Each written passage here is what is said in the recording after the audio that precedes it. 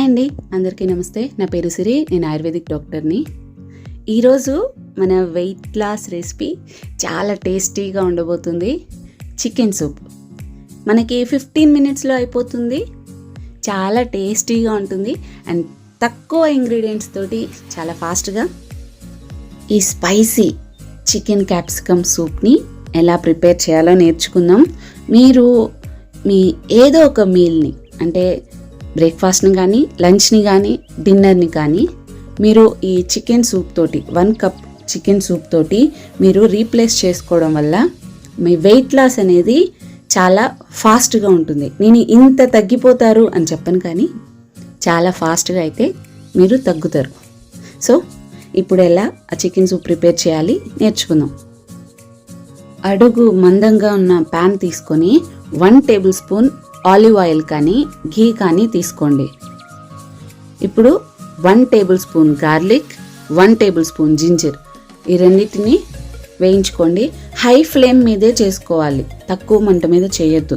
Next onion,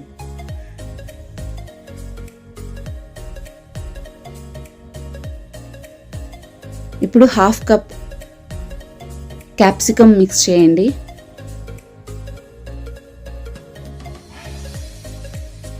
high flame మీదే వేయించండి.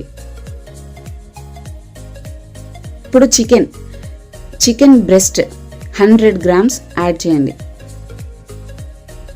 చిన్న చిన్న పీసెస్గా కట్ చేసుకొని 100 గ్రామ్స్ కొంచెం వేయించండి. క్యారెట్, ఇది మీకు మీ ఆప్షన్, మీకు కావాలనుకుంటే యాడ్ చేసుకోవచ్చు. Carrot 1/2 cup.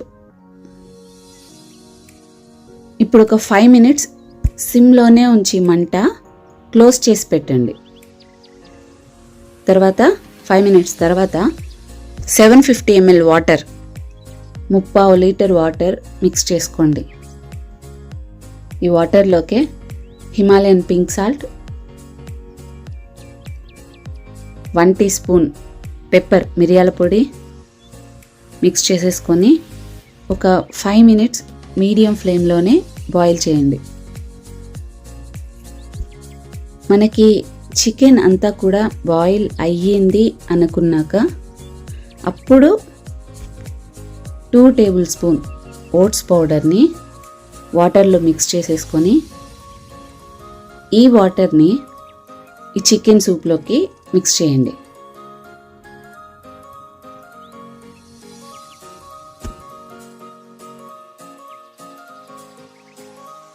ఇప్పుడు 1 teaspoon oregano, 1 teaspoon chilli flakes and coriander leaves, కొత్తిమీర అన్నీ మిక్స్ చేసేసుకోండి.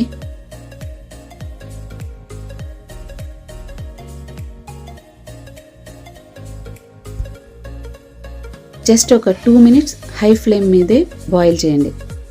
అంతే, మనకి చికెన్ పెప్పర్ సూప్ అయితే రెడీ అయిపోతుంది. ఈ సీజన్లో ఈ చలికి అలా ఇది వేడిగా తాగుతుంటే స్పైసీగా, హాట్గా భలే ఉంటుంది కదా.